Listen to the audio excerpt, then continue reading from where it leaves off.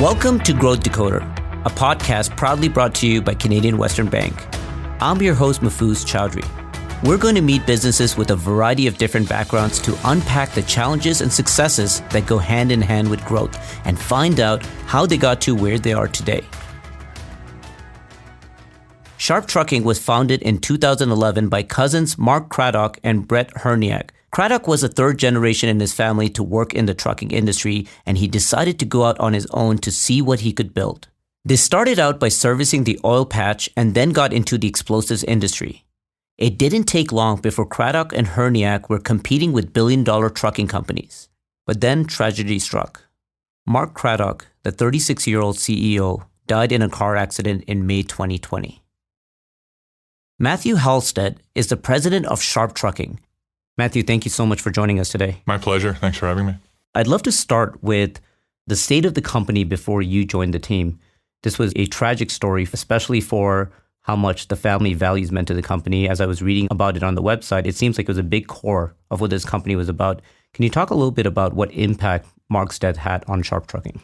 Sure. The business has always been growing, and the business was also in transition. It was a traditional oil field services company and had not been that long into servicing the explosives and dynamite industry. We had just opened up a second facility in Sparwood, BC. It was just up off the ground, and all things were headed in the right direction. The company was doing well. The company was growing, was setting new financial targets, operational targets. The truck count, and in the trucking industry, that's always a benchmark that you look for, had been going. And then this very untimely death of Mark Craddock. With Mark being the leader of the organization in the past years, who stepped in after and came in, and what did that positioning look like? So Mark and his cousin Brett were very active in the business and were a really good complementary 1-2 punch. Mark on the operations and Brett on the business development, or what we call the offensive side of the business. And immediately following Mark's death, Brett took on a far more aggressive role, looking at all aspects of the business, much, much deeper than just the business development side. The business had to continue. There was a payroll to be met. There were customers to be serviced. There was a return on investment that Brett is now the primary shareholder, was looking to continue to build, and opportunity. So it was life goes on, very tragic event, but we'll continue to build and keep trucking, as they say. You mentioned that Mark and Brett both delved into the explosive industries before Mark passed away. Can you tell me a little bit about how that shaped where the company was before you joined, and maybe some observations that you made as you started taking a look at this company? When I joined, the company was in transition, had recently gotten into the explosives market. It was an opportunity that was presented to Sharp, like Sharp did then and does now, pushed all the chips went in and said, we're going to do this. And just continued to do a lot of things really, really well. And our cornerstones have always been do it very safely, do it very professionally, and be very reliable. And meeting those three legs of the stool, I guess, on current service and on growth target, it just put us in a position where the customers and the industry continued to hear good things about Sharp, and we continued to grow as a result.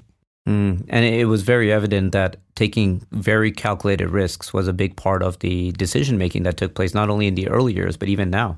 Yeah, so Brett, and by extension myself, as entrepreneurs, the definition of an entrepreneur is a risk taker. Sure. Trucking is a risky business, but as I say here today and internally almost every day in our company, we're in the business of calculated risk and strategic risk. We're not reckless in what we do. Right. We're certainly not irresponsible in what we do. It's a very serious business. We travel in remote locations, off traditional paved highways. Our drivers and our operations group deal with extreme isolation based on where a mine is.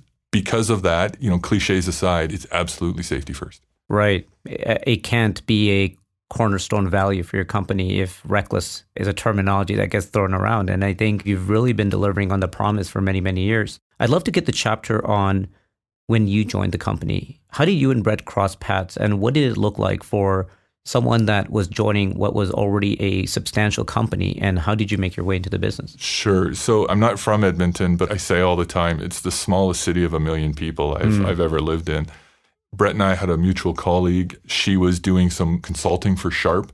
Her name is April Shand. April reached out to me and said, I think we should talk. There's this really good opportunity with this trucking company that's doing some really exciting things. And she shared the backstory with Mark and said, they've hit a bit of a speed bump here and continue to looking to grow. And she said, from what I know about Brett and what I know about you, I think you two would really connect in both the way you see the world and the way you'd want to build a business. And this was in 2020. This was pre-vaccines. I had COVID. I was COVID positive at the time. So we had a virtual introduction by way of April. For about 6 weeks, we spoke in some cases 3, maybe 4 times a day and went back and forth. We spoke business and the philosophy of business and the strategy of business and the people of business, the safety of business. And it was very clear from the very beginning, there was nothing about this role that was going to be custodial. We're not looking to hold this business as it is or hold market share. Make no mistake, we've been growing and we're going to continue to grow. And this is what we want to talk to you about. Short story, that's how Brett and I got talking. Yeah, I really believe there's a lot of key insights in that story that you just shared with you and Brett, instantly connecting and having a lot of commonalities. For a lot of listeners, they may be in a stage where they're trying to assess who to bring onto their team, or they may be about to join a team and they're not sure if it's the right fit. Can you go a little bit deeper on the connection that you saw with Brett and how and why you felt like you both could work together on such a big mission? Well, sure. And I think it does start with, everyone will talk about respect, but I think before respect, there's got to be that degree of trust. And there was mutual trust and mutual respect very, very early on. We're not that different in age. We both have a sports background. So there was a couple of boxes that were checked pretty quickly. April's background is HR, so she's got that real sense of smell for good chemistry between people. And as I said, from what she knew about me and what she knew about Brett, she thought that was there. And the more we spoke, it was aligned. And just felt right. Yeah. And when we really started to dig deep into the business, it really was about the people and the team. Good core foundation of a company that was there when I got there and are still there. I think there's a temptation, someone you knew in a leadership role coming to an organization, there is a temptation to say, we're going to change this, we're going to change that. Right. You're struggling here and I can do this better. This situation was a little unique because of the timing of Mark and somebody new coming in. I didn't want this idea or perception that I was trying to replace Mark, but fill a need and continue growing the business. And when I say that, really what I'm trying to say is that I wanted to identify the things that we're doing really, really well. And for the first 6 months, let's just do more of that. Let's focus on those things that are really strong about Sharp. The areas where there might be a little bit of struggle, whether it's some of it was equipment utilization, a little bit of how we administered our financing in the shop, we'll get there. All that stuff will come in due time. Let's focus on those things that we're doing really well. It was definitely a unique situation by pulling from both extremes, right? Being able to come in as someone that needs to continue driving growth, while at the same time that respect around a company that might be grieving at the moment. I think it was a very interesting way for you to come in. What was the role that you had when you first entered, and what would you say was the first major change that you might have made in the company? And if not a major change, maybe a major strategy that you implemented?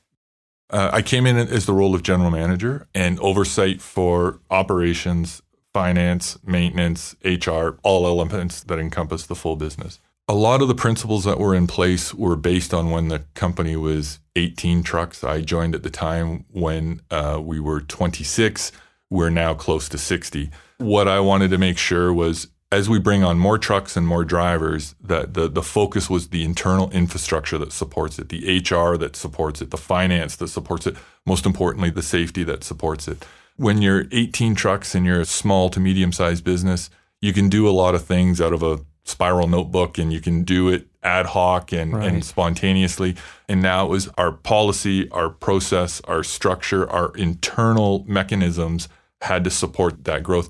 In the big scheme of things, those in the trucking community might chuckle a little when I say this, but in the big scheme of things, I can go out and buy trucks and get drivers tomorrow. Both are really hard right now. But once you get past that, that's actually quite easy. You get those trucks on the road and you're hauling freight. It is all that army of support that keeps those trucks safely on the road and profitably on the road that really is what allows you to continue to grow and not kind of collapse within yourself. It seems like a lot of it was around building good systems, right? And the system that allows you to continuously bring on people, onboard them in the best ways, and really get them embedded in your company values. Systems and people. I am a generalist in our industry. I am not the most knowledgeable on the financial side. That's why we have a vice president of finance. I am not the most knowledgeable on the maintenance and repair side, or even on the operations side, or even on the business development side. I do a very good job at bringing them together and connecting them. But most importantly, once they've got their marching orders for the day, the week, the month, the quarter, what I do really well is get out of their way, and they just do really good work. Right. It was once described to me from a friend that is a massive basketball fan when he talks about the goal of a coach, not trying to play as good as the players, but giving them the best guidance and then getting the heck out of their way so they could play their best game. Yeah. I think it's a great mindset and a really big testament to your humility of how you function and operate the business.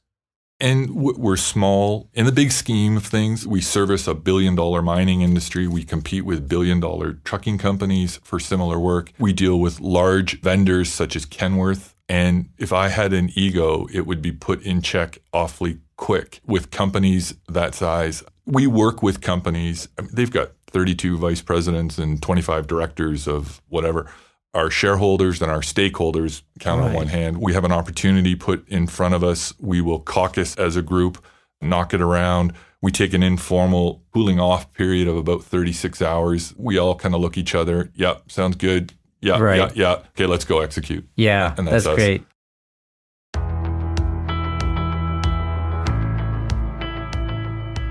Whether you need expert advice or specialized financial services for your business banking, personal banking, or wealth management, CWB has everything you need. They take the time to form relationships, ask the right questions, and understand your industry so you get the right financial solutions. CWB works hard to not just be productive for your business, but also proactive for your business. Learn more at cwbank.com. Matthew, I want to shift into another very unique situation that you've been put in, which was when Sharp Trucking experienced a snowplow accident after you came on board. Can you comment a little bit about exactly what happened and more so how it impacted the business? Sure. The timing of this is interesting. As you know, I just flew in from Dallas. Our largest customer had their national carrier safety convention, and I spoke about this and presented the video. And the background is this: we had a driver coming home. He was at the end of shift, end of cycle in the Grand Prairie area. So that's about 5 hours north of Edmonton. The focus by the driver and our operations group was get the truck home.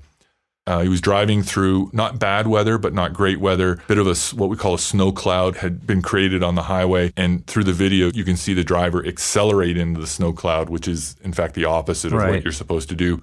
And then when the dash video shows up, you just see these flashing lights, and a second later there's impact. And the good news for everybody, both drivers of the snowplow and our driver walked away from the incidents. Yeah, but it changed us monumentally. And the reason being is we had been paying our drivers what's called a rate pay or a mileage pay. So we changed that to an hourly pay to change mindset and to change focus, that whether I'm driving across town or I'm driving loaded out to deliver or driving empty coming back, my rate of pay doesn't change, and I can focus on my task and not calculating earnings on a particular load or a particular run. And it happens, and not unique to drivers, one that can be a distraction, and distracted driving, not just on handheld technology, is one that we try to manage as best we can. So we changed our pay structure. We changed the way that we dispatch and what we call journey route management, meaning we have full understanding of where that truck, what it's doing, and what that driver is doing on any particular day or hour on his load. That's very interesting. We changed our GPS tracking platform, and it was one that gave us much more detail and depth on reporting on everything from stability of the truck, hard brake, hard turn. It changed our retention numbers on our drivers. We had a turnover rate that was higher than 10%. Now we're below 5%. And in the Alberta market, it's fantastic. And it's stability for us. It's stability for our customers. It changed our company at the time, and it continues to change our company. We saw a reduction in our insurance. We saw a reduction in WCB, workman compensation claims. And again, our retention numbers. This changed to hourly wage continues to provide return and dividend. It's an incredible response to what could have been a really tragic moment, but fortunately everyone's doing okay. Can you walk me through a little bit of the thought process that went through all those changes? Because it seems like a lot of changes were made, and you're seeing the end of that story with positive output. Can you talk a little bit about how you went in and discovered that those were the changes to make? Well, yeah. So what we wanted to do was have a greater sense of control. As I said at one point a little bit earlier there, that the driver was focused on his work, not on what his earnings were on a day. So that gets alleviated very quickly when we convert to what we call an hourly rate. Some of the obstacles that came with it, internally we had discussion that said, well, there will be abuse. And will we end up eroding the profitability? And not to talk semantics, but we had to change that mindset very quickly. It's an investment. And if it costs a little bit more, we're okay with that. And I see it every day in our business. And the safest trucking companies are the most profitable. And we will be the safest. We had operations people that didn't necessarily agree with it. We did have some drivers that didn't necessarily agree, not on the hourly wage, but what we were trying to do on a safety standpoint, hours of service, maintenance, record keeping. There was a little bit of pushback, and I was still at the point, the new guy that was trying to change things, but I'm more than prepared to stand back and say, based on where we are in growth and increased market share, which is, of course, is huge. Let the numbers do the talking. It's very interesting to hear you not just talk about how big safety is as a mindset, but how you're being executed throughout the business. I can imagine that probably every company in your industry would talk about safety as being a key metric or a key indicator of success, but you're really delivering on that. Can you talk a little bit about how that plays out in more ways than just these procedures that you put in place? Yeah. So the biggest challenge that we have in our business is the changing conditions. The weather in Alberta changes very, very quickly. In summer, we go from almost 20 hours of daylight at peak summer to winter. We travel to the far north. We're in the Arctic, and we can have 4 to 6 hours of daylight. We travel in bulk commodities, meaning there's product that sloshes in a tank. So how the driver operates his equipment loaded as opposed to how he operates that equipment empty on the way back. We don't travel on traditional roads where it's a flat highway between Calgary and Edmonton or Toronto and Montreal. We travel into the mountains, and we travel what's called mine halls or mine roads, and they're radio-controlled roads. Our drivers quite frequently have to pull out and put tire chains on because of conditions of the mine roads.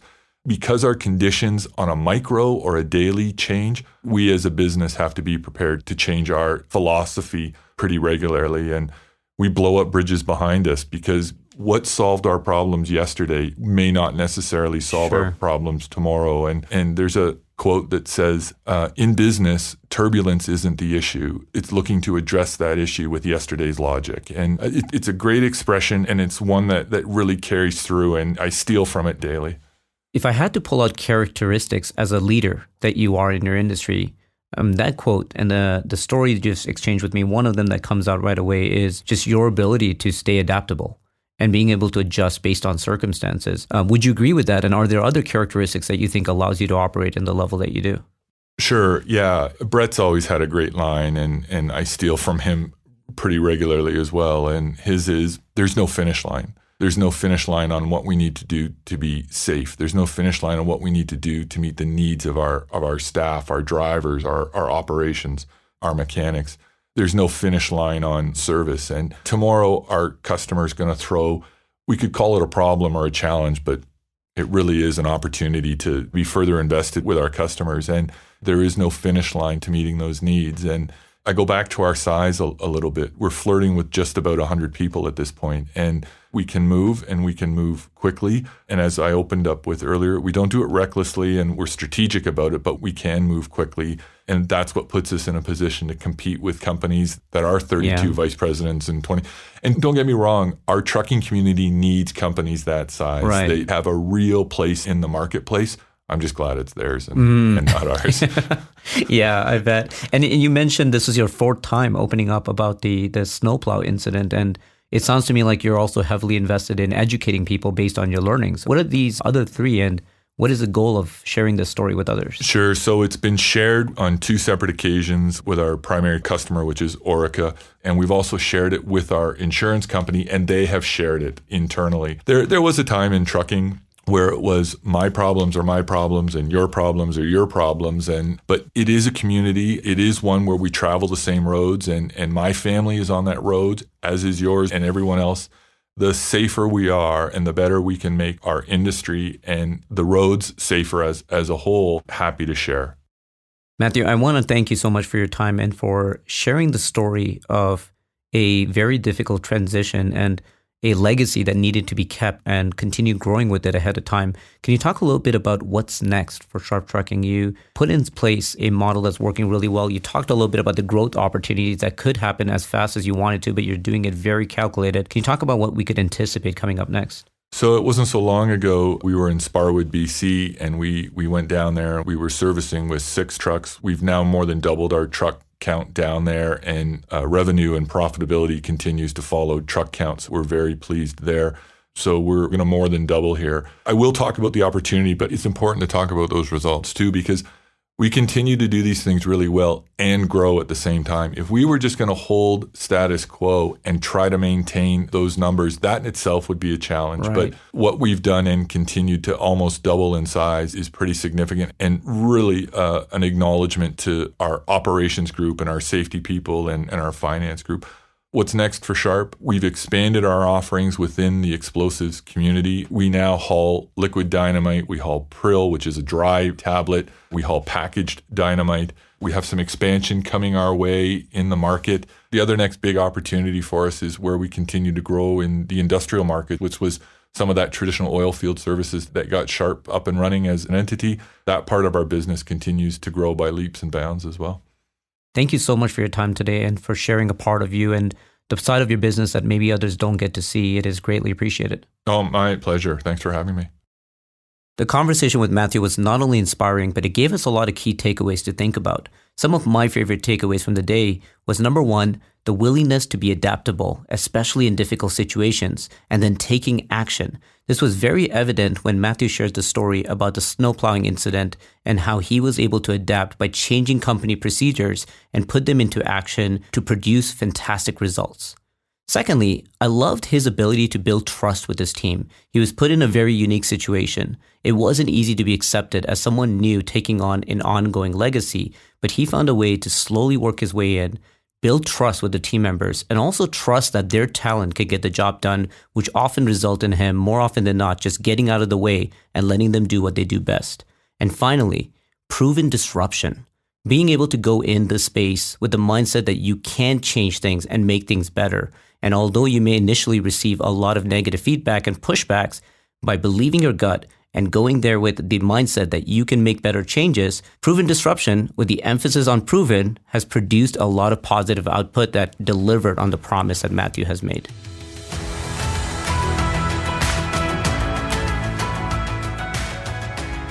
If you haven't already, make sure to subscribe to Growth Decoder. You can also visit www.cwbank.com/podcast for videos and a story about Sharp Trucking, as well as the other businesses featured on Growth Decoder. I'm your host, Mahfuz Chowdhury. Thanks for listening.